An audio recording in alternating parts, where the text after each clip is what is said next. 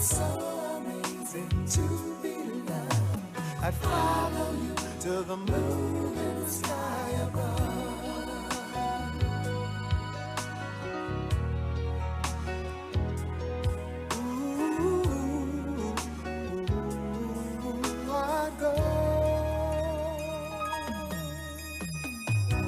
Got to tell you how you thrill me. I'm happy as I can be. You have come and it's changed my whole world. Bye-bye sadness, hello mellow. What a wonderful day. It's so amazing to be alive. I'd follow you to the moon and the sky above.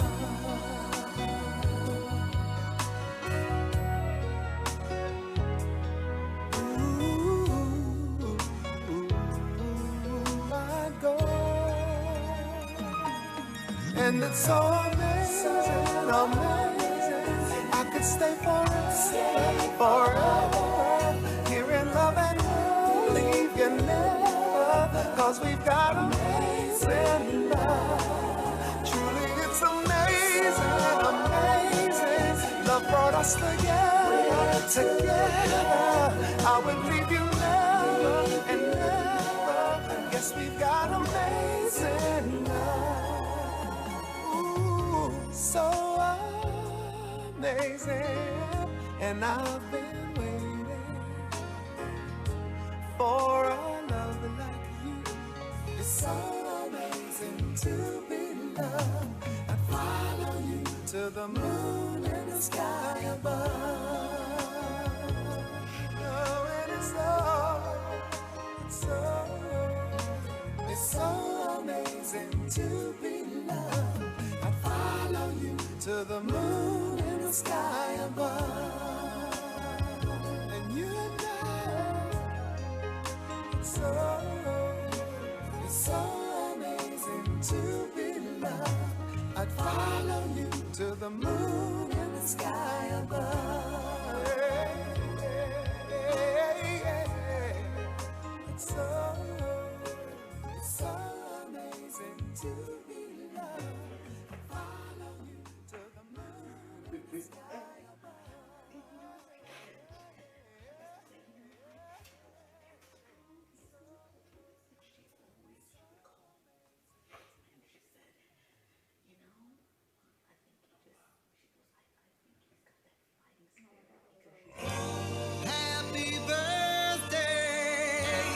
Happy birthday, baby, oh.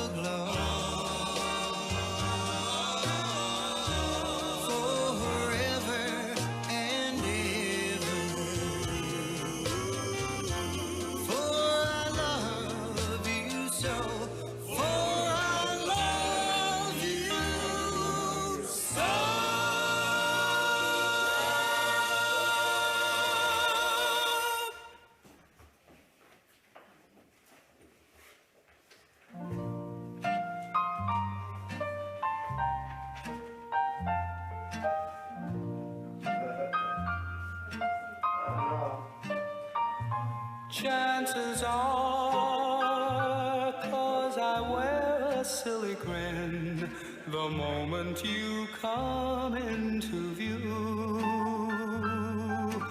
Chances are you think that I'm in love with you. Just because my composure sort of slips the moment that your lips meet mine. Chances are you think my heart's your Valentine. In the magic of moonlight, when I sigh, hold me close, dear.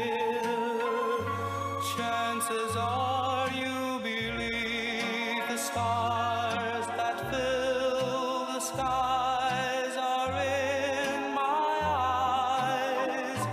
Guess you feel you'll always be the one and only one for me. And if you think you could, well, chances are your chances are awfully good.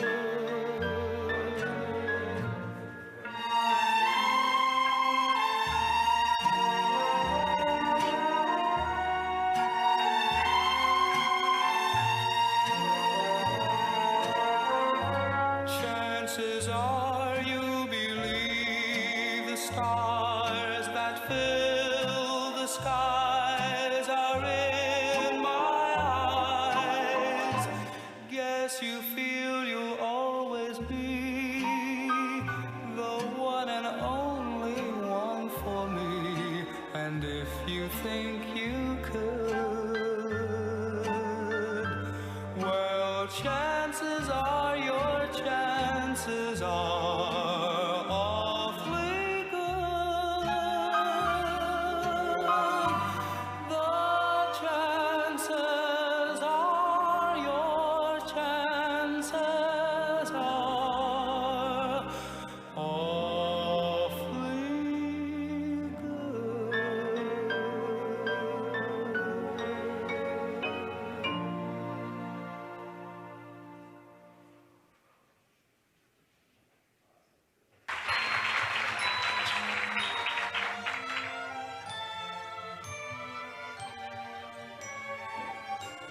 Jerome Kern time.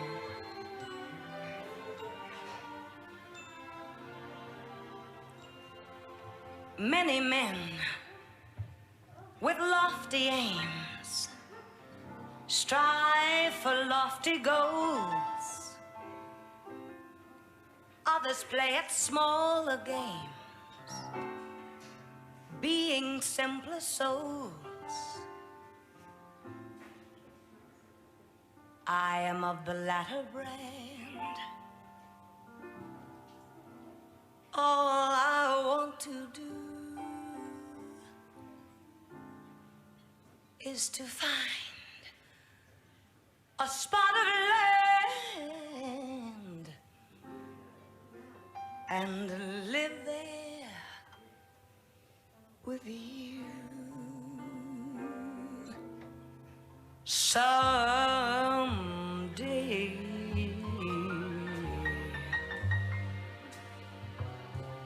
we'll build a home on a hilltop high, you and I, shiny and new, a cottage that you can fill. And we'll be pleased to be called the folks who live on the hill.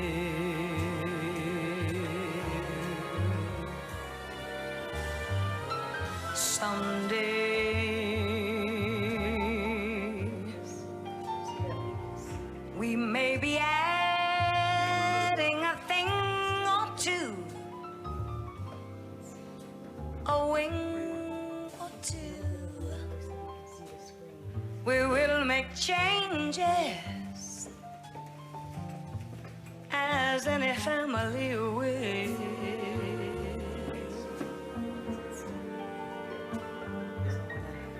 Okay. But we will always be called the folks who live on the hill.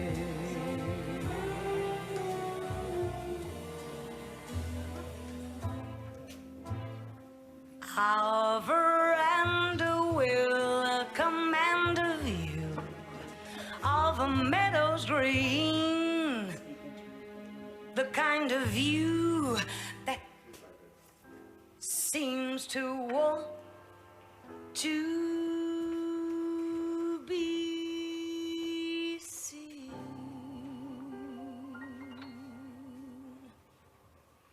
And when the kids grow up and leave us, we'll sit and look at the same old view, just we two, Darby and Joan, who used to be Jack and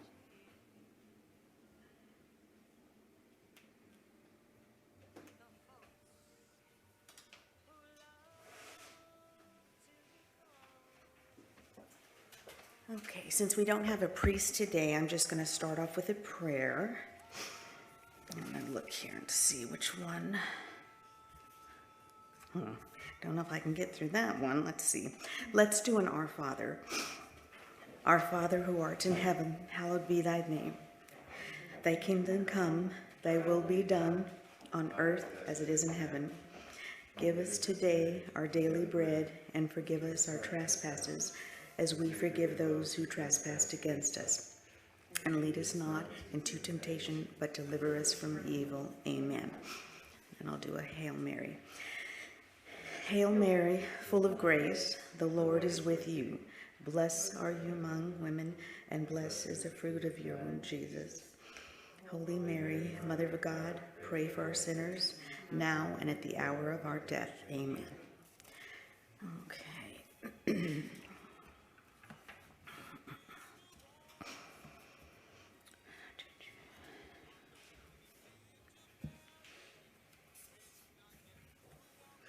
Okay.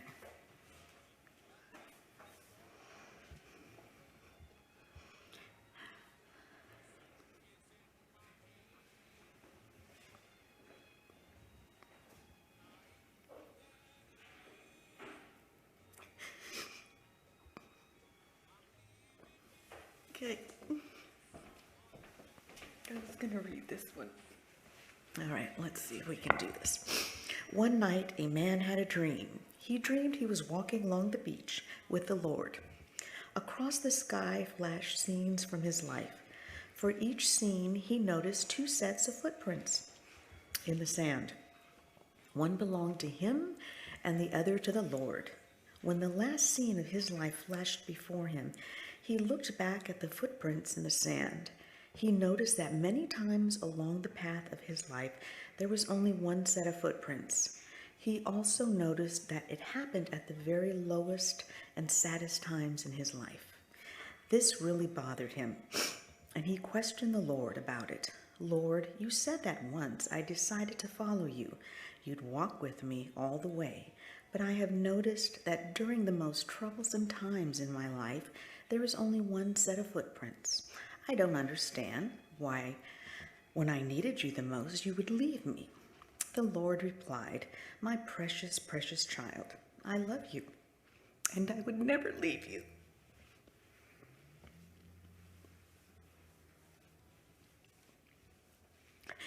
During your times of trial and suffering, when you see only one set of footprints, it was then that I carried you And this, my mother and I like this because it was a very hard go growing up. And, she was always by me. She was my biggest cheerleader, I have to say. But she always had some integrity that if I ever strayed or did something wrong, she would tell me. She'd say, Gina Marie, I wouldn't do that. I don't think that's good. She was always on the straight and narrow. And so I learned, to always try and do the right thing. We all make mistakes, absolutely. The important thing is if we can learn from them.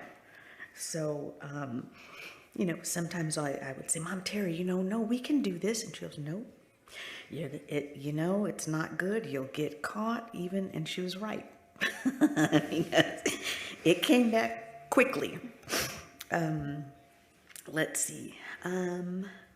So my mother was born October 17th, 1942 in Los Angeles County. She had two sisters. She was the middle child. Celia was Stone, Stepien. She has many different names. I think she's Williamson now, who resides in Oregon. And then she had a baby sister, Diana and Dia. One nephew, Joshua Kane. And we lived in San Francisco for the most part of our life. She loved San Francisco, loved the Golden Gate Bridge, loved the hills. Most importantly, she loved the weather. So when we moved her down here in 2005, when I was pregnant with my third child, the heat was something for her. She goes, oh my God, this is, we're not used to this. But I had said, I need to move you closer because having three children, I don't think I'm going to be able to get up to San Francisco as often as I'd like to. So she did, made friends, and she really enjoyed her time here. So I'm glad she was nearer me during these times. If anyone wants to speak, that's fine. I know her grandchildren had something prepared. If you want to do yours, or if Grant wants to do it, whatever. Yeah, okay.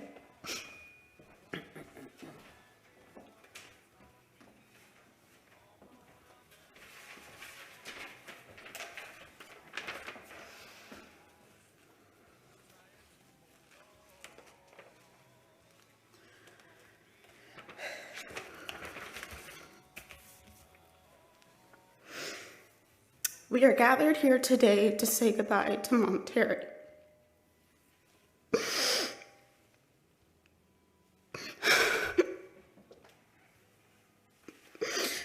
She was the most caring and selfless grandmother I will always love and treasure. She always enjoyed writing cards to her friends and family, especially decorating her cards with fun stickers. Even when she was in the hospital, she had cards that she wanted my mom to mail for her. So even when she wasn't feeling well, she still thought of others before herself. When I was a little girl, Mama Terry always admired my drawings and truly believed that I could become a great artist.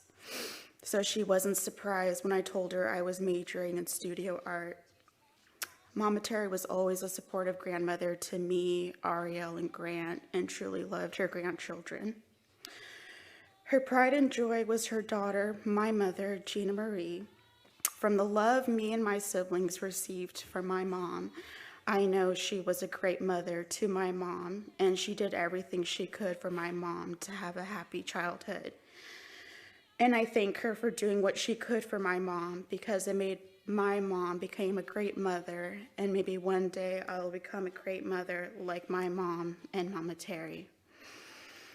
My fondest memory was a few years ago when we went to Thunder Valley Casino, and I truly believe I couldn't win anything. I'll never forget when I won on 2 different machines. She was so happy for me, and she couldn't stop talking about my winnings for weeks. She loved telling her friends about that day, and it was such a great story for her. Since then, we made it a tradition when we would go to Thunder Valley, we would always play on those 2 machines I won. It feels weird saying goodbye to Mama Terry because it doesn't feel real that you are gone. It feels like any minute I will get a call from you asking how I'm doing and asking what stupid customers I had to deal with at work. There's so much more I could say, but what I really truly want to say is that we love you so much and you will greatly be missed. And I just hope that you are in peace. Thank you, Jasmine. That was very nice. Very well said. Grant, you want to come up?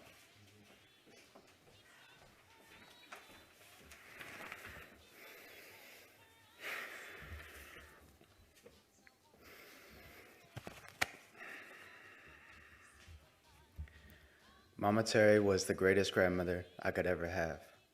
Whenever I would see her, she always had a smile on her face and was filled with joy and love, no matter how she felt, because she had always cared about how we felt.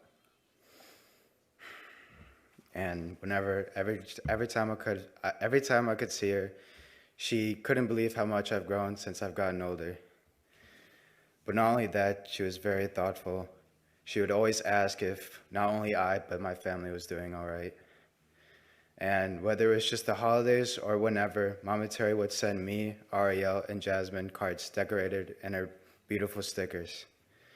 In those cards, she handwrote us a little note to say how much she loved us and how she was always thinking of us. And whenever I would get a letter from her, I would always call and thank her for the letter and just talk for a little while, because she was lonely at times. She lived in an apartment all by herself, and the least I could do was just talk with her and just see how she was doing. And of course, although she wasn't there to pick up the phone, I would always leave a respectful message in that case.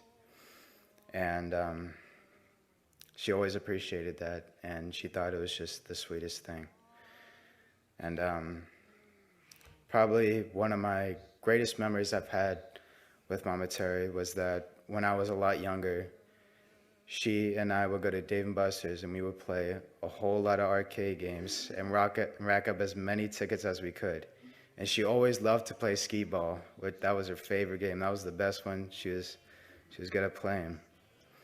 And those are the times that I miss Mama Terry the most, because I love spending time with her at Dave & Buster's, restaurants such as the Cheesecake Factory, El Fornillo, etc. Or even at her apartment, we can play Yahtzee or look at shows on Netflix. And it was just a big refresher to be with someone who loved me so much and would be the happiest woman on earth to see her grandson and her granddaughters. And I hated to know that she suffered and passed away in a hospital with no family around to help her feel relaxed or love when she needed her most. But nonetheless, God has received another angel, and God, we as a family give trust in you that you take Mama Terry's soul in your hands, and we wish for you to keep her filled with love, hope, peace, and her lovely attitude. I love you, Mama Terry.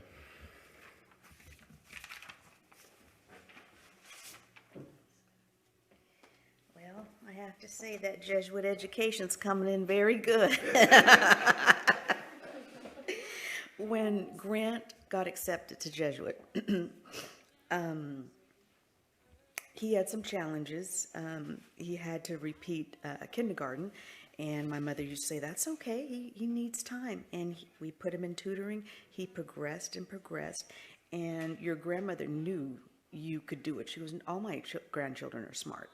Everyone has their own niche in life, and they have their own strengths. And I remember telling her, I said, Mom, you know what? He got into Jesuit. She goes, oh, that's wonderful. I said, yeah, I know, but you know, that tuition is kind of high.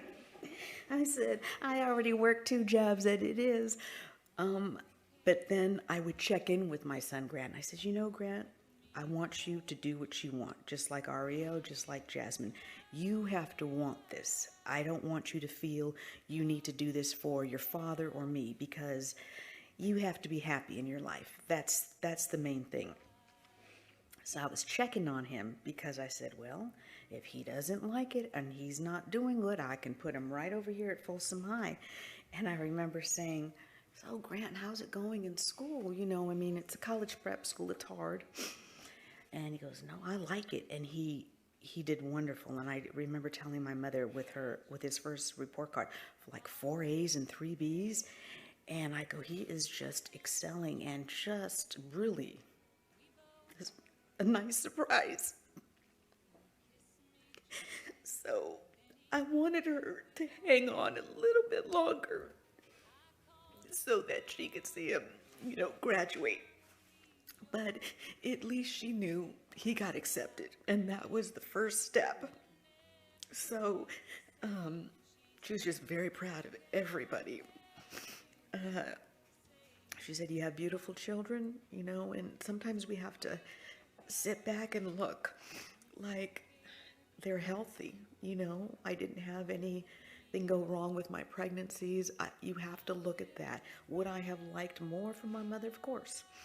But you get what you get in life. And if you try and make the best of what you had and just kind of take those moments, even if they're just fleeting, a little happiness, I think that's what keeps us going, because life is full of hard decisions. You don't know what may be coming your way. And I remember talking to my mother daily when my husband was sick. And it was a shock because he was at Sutter Roseville ICU for 5 weeks. And every time I got that call from Sutter, it was bad news, worse and worse and worse. And pretty soon I didn't want to pick up the phone. But I remember I would call my mother each time, along with my sister-in-law, Dania, and say, I don't know what decision I need to make. I mean, the doctors want him to be a DNR, I'm fighting for it. And I remember Mama Terry said, I think, no, Daryl would want to live. Now, if there was no, brain activity, or if he was just, going to be a vegetable, that's one thing. I thought that was a spirit coming. Yeah. Oh, God. So I relied on her strength, because she was the only one. I had my children, but to talk about it, like, now he's got dialysis, now he's going to have another surgery. I go, I don't know what more he could take, and I had talked to her about it. I go, do you think it's being cruel to keep him going? Do you think I should listen to the doctors and say, put him on a drip? He's really the prognosis is kind of poor. The rehabilitation is going to be a long one. And I remember her saying, don't listen to those doctors. You do what you feel is right. And I'm glad. So because of her and the help, he's sitting right over there today. Yes, yes. And I did the same thing with her when she was in the hospital. So I said, you do everything you can. I want to give her a fighting chance. And, she got good care at Sutter Roseville. So I'm pleased with that. If anyone else wants to speak, that's fine. Oh, okay.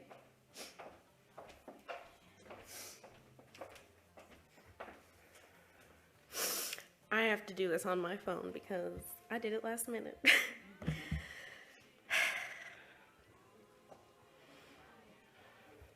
I just want to thank everyone for coming.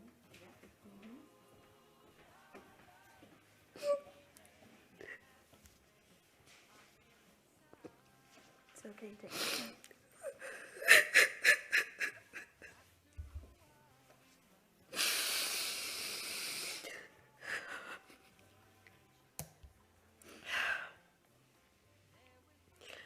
Just like our family, this gathering is tiny but mighty. I hope to honor my grandmother, who I will be referring to as Mama Terry, as she was known to most of us, with a few words and memories. I will be taking a note out of The Sound of Music and list a few of her favorite things, so that those close to her can reminisce about her happy outlook on life, and those who knew her less intimately can get a glimpse of the happy, sweet, and kind person she was.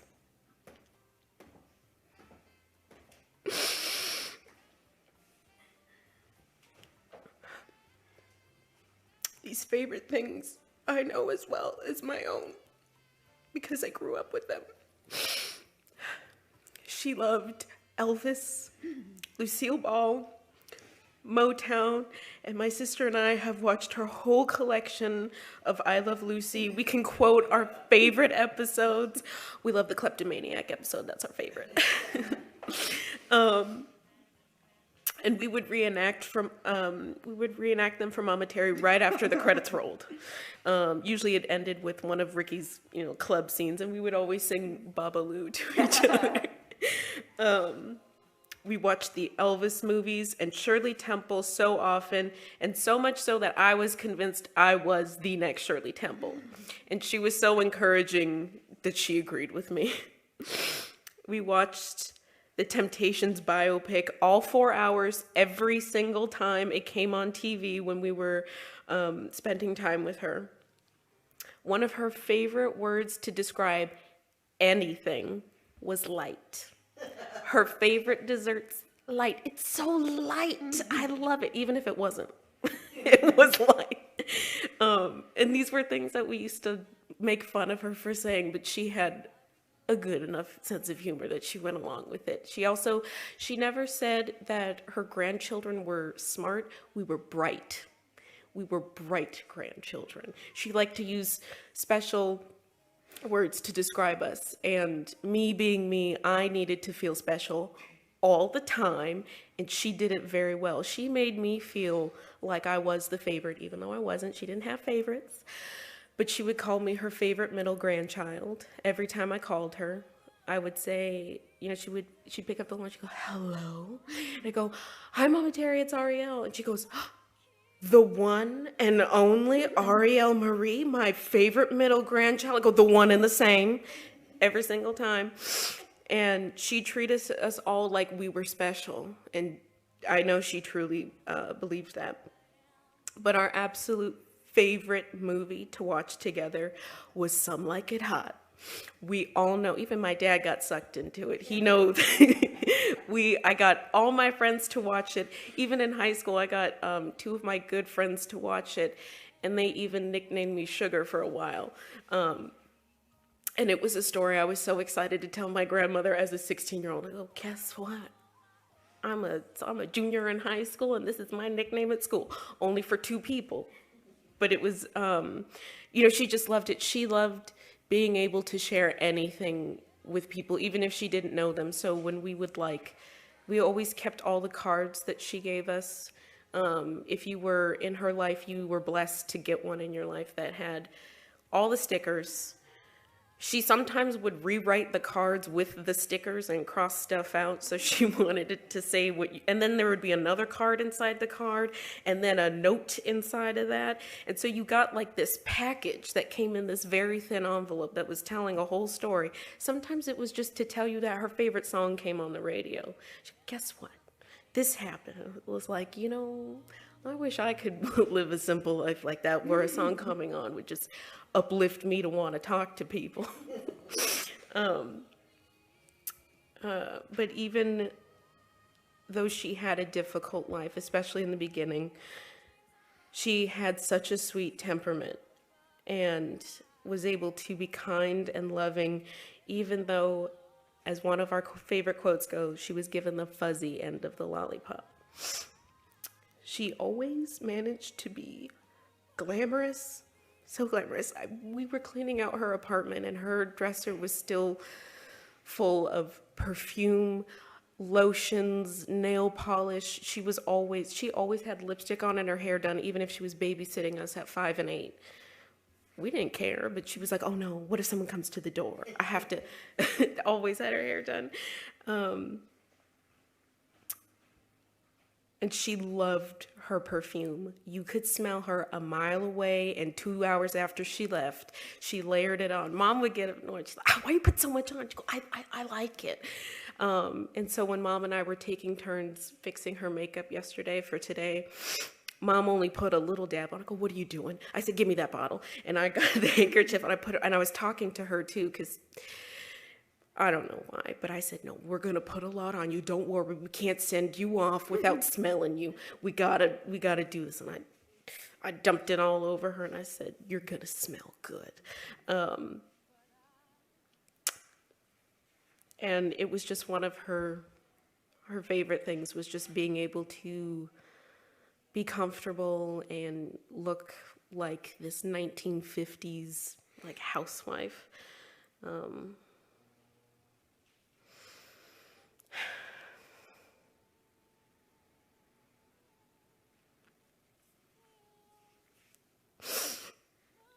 she's one of those people where you think she's always gonna be there. And I couldn't believe it when I got the phone call. I was so hopeful she was gonna make it. And my mom knew I wanted to come immediately, but she's like, "You have to move into your new apartment. You paid for it." I was like, "Okay." And so I got the call Saturday. We moved in Sunday and I was driving on Monday because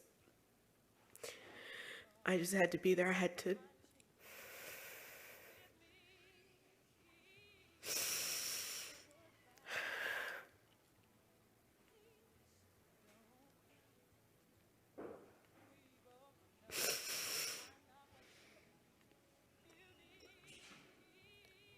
I know that my family is the most important thing to me.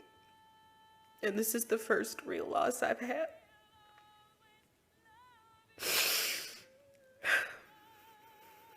I didn't think it was gonna hurt so bad.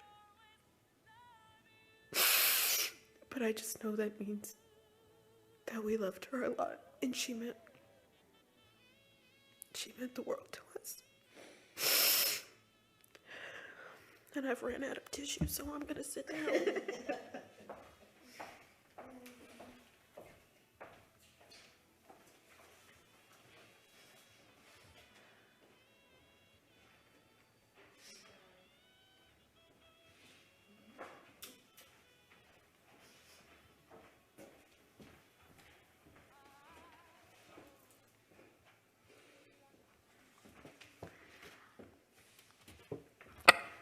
I'm Diane Johnson. I'm retired now, but I worked with Gina Marie, and we became friends. I met her mom, Terry, around 2006 at a party that Gina Marie gave at her home. Terry and I became friends. We shared many thoughts, feelings, and life situations, like her having one daughter and me having one son, like both of us having just moved to this area to be close to our children and grandchildren. I moved here November 22nd, 2004, and she moved here January 22nd, 2005. The same day, only 2 months apart. We always thought that was cool. She loved her family. She would so often talk about each one. She was witty, with a big sense of humor. She loved her friends too.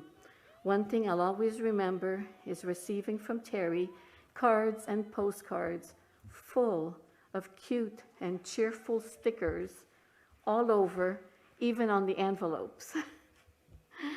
I've kept them and will cherish them and always remember Mama Terry.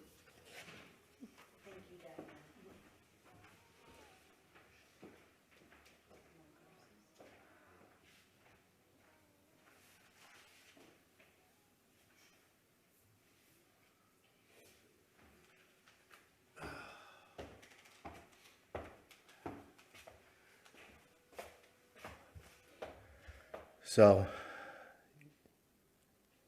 Mama and Terry and I didn't start off really good, but we wound up having an understanding of this. I wasn't going anywhere, and in the end, she became a big cheerleader for me, and I think helped and aided in my saving my life, as Mom was saying. by giving my wife and my family the courage to stand by, even though I didn't know what was going on with me, but I heard about what was going on with me. And God, I wouldn't have wished that upon anybody. What I remember mostly about her is whenever she came over, she says, "What's cooking? You got any gumbo?" you know. And one of the first time she ever had was more recently, actually. She, I had fried up some pork chops, and she had some of those. And she was licking on that bone. And she goes, "What is this? Is good." And it's just a very, very southern thing, but the flavor. Us North Louisiana people with that. And interestingly enough, like a day or before she went into the hospital, I bought like really thick ones, and I was like thinking of her, and I miss her. I miss her laughter. I'm glad that she and I mended ways, and it's actually a real positive thing. So please don't take that negatively.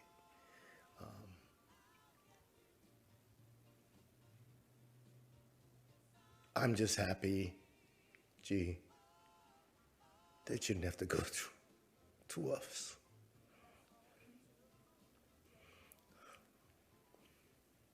I could just see it.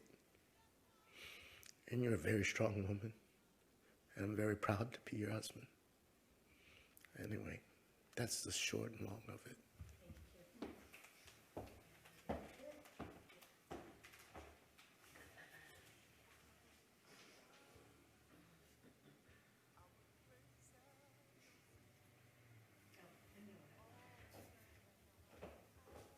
Another little tidbit. This is being live streamed, so her sisters can see the ceremony. My mother, I don't know if she was 4 or 5. She and my Aunt Celia were put into a convent in LA County. Now, there was always mystery around my mom's side of the family. Nana, I couldn't get a straight answer from. I mean, it was always in shades of gray. Like, well, who's this? And who's, I mean, just finding out our ethnicity was a big thing, So my mother and Celia had to go to a convent. And I remember her telling me, if you can imagine your mother dropping you off and not telling you anything and leaving you there. And she and my Aunt Celia had to stay there for about 2 years. And they couldn't understand why their younger sister, Diane, didn't go with them. I don't know, Nana didn't have there was an explanation, but we won't go into that. Anyways, I remember my mom and my Aunt Celia became very close because that's all they had, and they had to make the best of it. And so I remember my grandmother had told Terry and Celia, well, no, Diane has to stay with me because they don't let babies in. There's no children. My Aunt Celia always, she was angry, and rightfully so. She was a little bit more of the troublemaker. Well, one day they were in the convent, and this is when they had those mean nuns. The nuns were really mean. It's not like today. And my mother was playing. My mother always tried to make the best of it. She had some dolls, and she didn't want to get into any trouble. But not Auntie Celia. I don't know. She went around the convent, and it was a big one. And she went into the room, and she saw babies there. She said, "T," because that's what she'd call my mother. "No, Mother lied to us. There are babies here. How come Diane isn't here?" And the hurt that you can imagine, it's like, well, what was wrong with us? Why did we get left at the convent and Diane got to stay? So my mother adapted very well, and there is a kind of like a little caveat to this. there were movie stars that would come in and want to adopt children. Well, most of those kids were orphans. My mother and my aunt were not. So there was an actress by the name of Joan Bennett. She played in several movies like Father's Little Dividend, Father of the Bride. And she picked my mother out, and she wanted to adopt her. And I remember my mom said, oh, she took me out for lunch. She took me to her beautiful home, must have been in Bel Air somewhere. And Joan said, you know, would you like to live here? And I mean, what kid wouldn't, right? And she says, but I have a mother. And she goes, I also have a sister. Can my sister come? And Joan said, I'm sorry, honey, I just want you. I just want to adopt you. And when she would tell me these stories, because growing up with Nana, my grandmother, her mother, difficult kind of lady. She had her good points. I loved her. And I remember thinking, why didn't you go? You could have had a life. You know, you could have had this and that. But the thing is, you never know what her life would have been like. I probably wouldn't have been born, right? You know, so it was just a very unique thing. And I'm glad that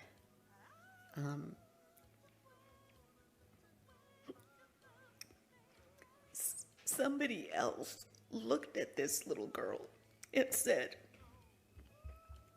there is something special about her. I would like her to be my daughter. So I'm glad she had that, because I think when a child does not feel loved, it scars you for the rest of your life. And I think that's in our world today, when kids aren't taken care of and they don't have that love and support. You need that foundation. And Daryl and I have tried to do the best we can with our kids. You make mistakes along the way, but I do feel they know they are loved, that we would do anything for them, and you know, we have. So I'm just glad that my mother was able to have that, because, you know, it was a hard go with my biological father, who was never married. So the story went, my mother fell in love with my father. His name was Theresa Bendezu. He came from Peru. And she had just gotten back from Long Beach, and she was job searching, and she had this gorgeous tan and this long hair. And one of her friends from the banking system, because she was a key punch operator as well as a bookkeeper, said, you know, I want to introduce you to this man. So they went out on a date, and, you know, she liked him. She thought, I mean, you can't help who you fall in love with. And not knowing it, and then she got pregnant, come to find out that he already had a family. And I didn't know this until, man, I was in my 30s or 40s, because she was very embarrassed about that. She didn't know. She was never one to be the other woman. Celia and Diane, yeah, they could be, but not my mom. You know, she always wanted the straight and narrow. So that really devastated her, and I think that just put an indelible stain on her, and she didn't have a lot of trust in men, and that it was very difficult for her to move on. I thank her because she gave me life. She could have easily terminated the pregnancy. So she and my grandmother helped raise me. She did it on her own. She did not get help from my father, not until much later. So, you know, she was both my mother and father. She did, you know, it all. I give credit to him because he was my father, but, you know, there is no love lost there. And it's basically because of how my mother was treated. So I would try and compensate and do the best I can. Like, do you want to go to Il Fornai, or do you want, when I started becoming a professional, she would always love to go like Thunder Valley, the restaurants. Daryl used to say, what restaurant did you go to this time? You know, where'd you go here and there? And, you know, hindsight, I'm glad I was able to give her that, because she was never able to really travel. And she was very happy when I got to go to Greece back in '93. And then when Ariel studied abroad for us to go to London, and then Ireland. That was something, and she was never jealous. You know, she always felt, I mean, she wanted the best for me. She was, if you have that opportunity, take it, because you don't know if it's going to come around, you know, and I took it and ran with it. So I just wanted to give you a little bit of her childhood growing up. She always wanted to go to college. She loved school. But Nana needed her to bring home a paycheck. So she got her high school education, and the girls had to work, and they all had to help out my grandmother. So I think she was the vessel. Through me, I got to go to college, and I got to do everything that she had wanted. So I am glad that she saw that, because I think my life would have been very different had she died in childbirth, which she was very close to doing. So I thank her, and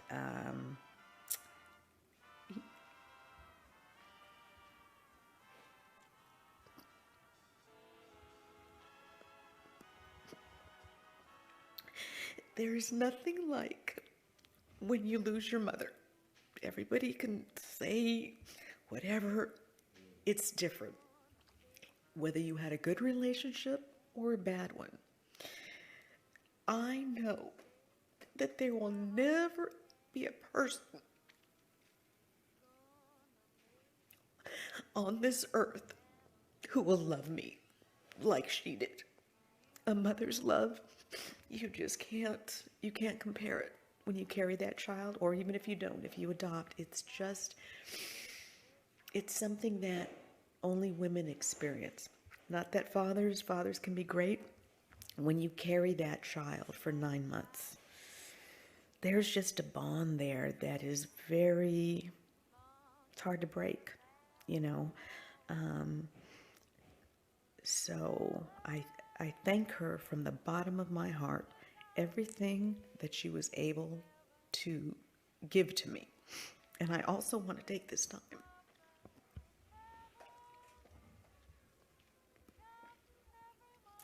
to thank my 3 children for helping me clean out her apartment, box stuff up, and do all of that, because I was still working during this week. And they came, they did it. Jasmine did a tremendous job of cleaning. Ariel did errands that I needed to do. Grant helped, and I was worried about, how am I going to do this? How am I going to get this? So I just want to thank each and every one of you that you did a marvelous job. You got it cleaned up, and, you know, thank you. And I know Daryl would have done it, but he had just been recovering from surgery. Daryl was always out doing something. I mean, he did all of our landscaping. He was always out being very active. And I know it's been difficult for him because of the limitations. But at least he had it when he was younger. Not that he can't get it back, but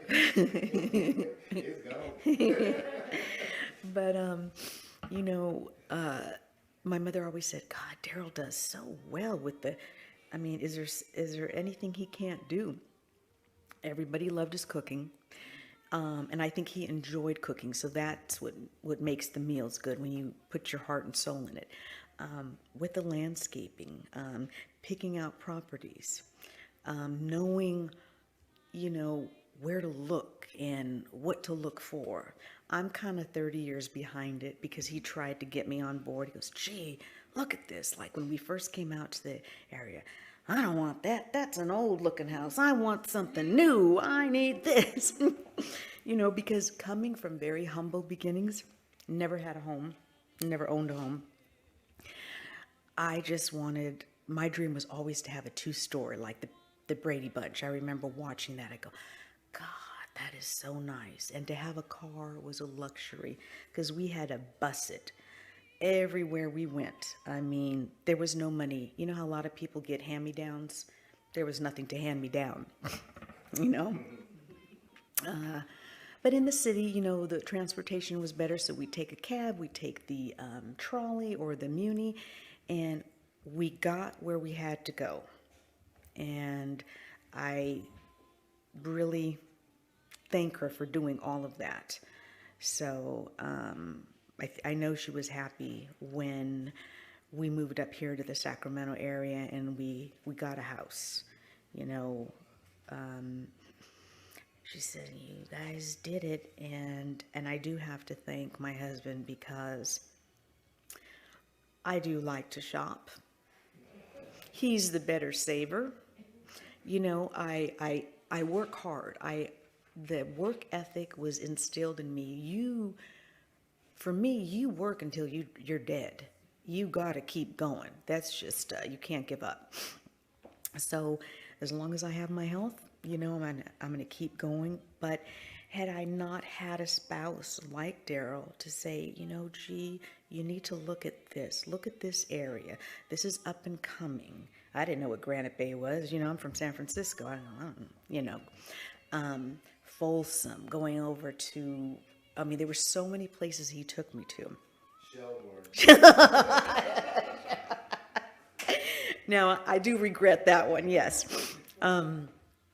But Daryl had a knack for knowing what areas to move into.